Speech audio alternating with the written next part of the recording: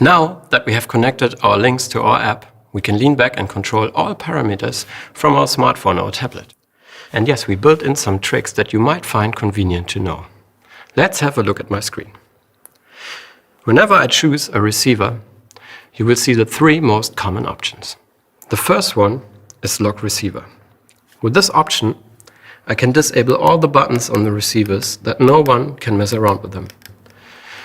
And whenever I want to unlock it, I can either press the up and down button at the same time or hit the button in my app again.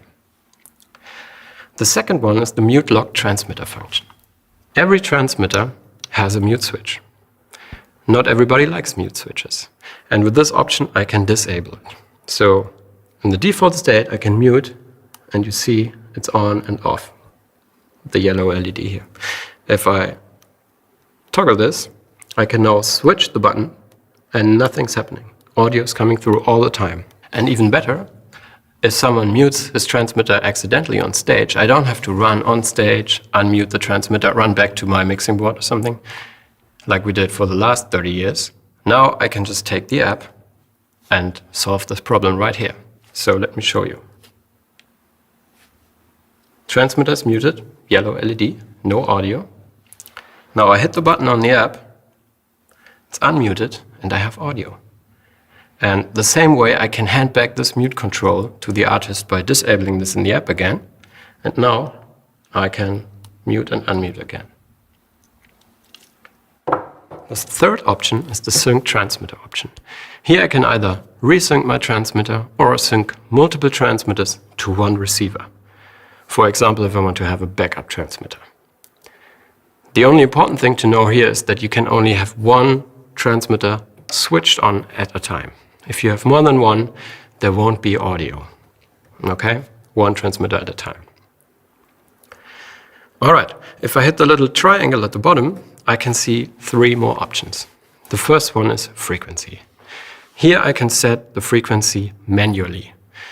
This is required for some people who are given certain frequency ranges or frequencies by local authorities that they have to use. They can set it right here. The gain function is another magic topic. Since this is a digital UHF system, we can transmit a vast dynamic range from the transmitter to the receiver.